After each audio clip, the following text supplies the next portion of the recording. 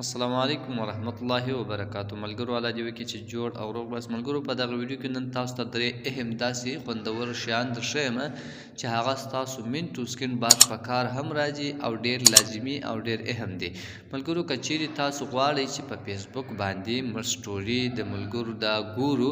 او هغه ملګري موږ نه وګوري چې یعنې زما سټوري دغه کس کتلې او که نه ده کتلې نو دا تاسو بالکل د هغه سټوري کتلی سي خو هغه ته به دا معلومات نه کېږي چې زما سټوري دی کس کتلې یا یې نه ده کتلې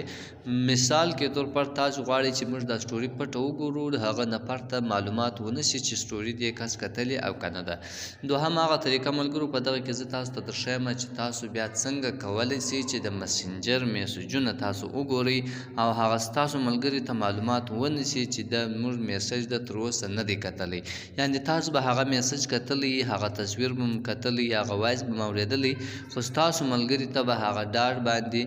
نه معلومیږي چې دا د زما میسج نه دی تر اوسه کتلی د دې وجې ریپلی نه ده راکړې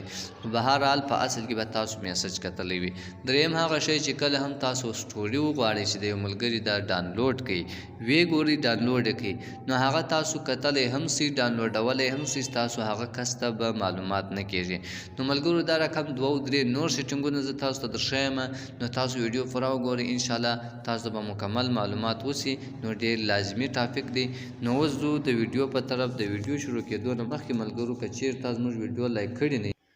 چیرې تاسو زموږ ویډیو لایک کړي نه ملګرو زموږ ویډیو لایک کړئ او ملګرو که چیرې تاسو زموږ چینل سبسکرایب کړی نه نو په درسرہ سبسکرایب بټن باندې به کلیک وکړئ په ګنټۍ نشان باندې به کلیک وکړئ په آل باندې به لازمي وکړئ تر څو چې زموږ د نورو داسې ښایسته ښایسته ویډیوګانو نوټیفیکیشن اول تر تاسو پورې ورسیږي نو ملګرو د دې لپاره به تاسو یو اپلیکیشن ډاونلوډ کړئ د اپلیکیشن ډاونلوډ لینک به زه تاسو ته په ډسکرپشن باندې هم درکړم او تاسو د هغه ځای څخه بیا په اسانه یوه کلیک سره ډاونلوډولی سي نو دغه اپلیکیشن چې دی په پلی سټور کې نه میلاویږي انشاءالله د ډاونلوډ ترتیب او طریقه چې کوم ده هغه به د ویډیو په اخر کې زه تاسو ته دروښیم نو ملګرو چې څنګه تاسو په دې اپلیکیشن باندې کلیک وکړئ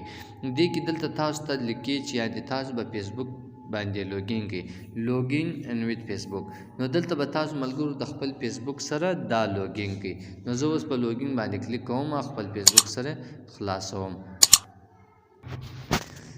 نو دا تا کتلی سي ملګرو چې موږ اوس دلته دغه آی ډي خلاصه کړه په دې آی ډي کې اوس موږ کم کار کولی سو دې کې تاسو اوس ملګرو چې څنګه هم تاسو دا ویډیو ډاونلوډوئ نو چې څنګه تاسو په ویډیو باندې کلیک وکړئ ملګرو چې تاسو په ویډیو باندې کلیک وکړئ ستاسو ویډیو سټارټ سي او په دغه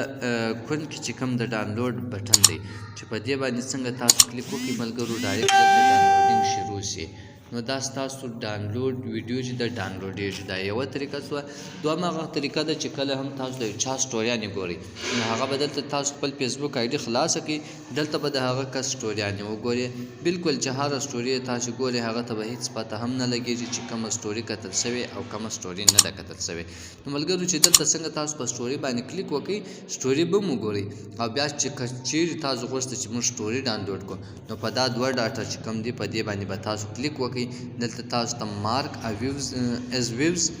دغه هم تاسو کولی شئ چې ان مارک یې کړئ یعنې هغه نه تاسو ته معلومیږي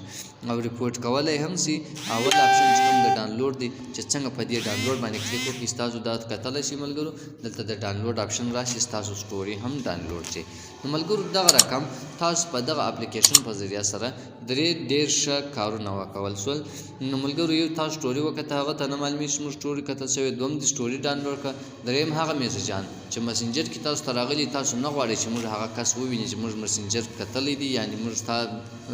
میسج کتلی دی نو چې دلته تاسو د هر چا میسجان وګورئ بالکل هغه دلته په مسنجر باندې معلومیږي نه چې دې کس ما یعنې د سنګل مارک به راغلی ډبل به نه یعنې هغه کم د کتلو چې کوم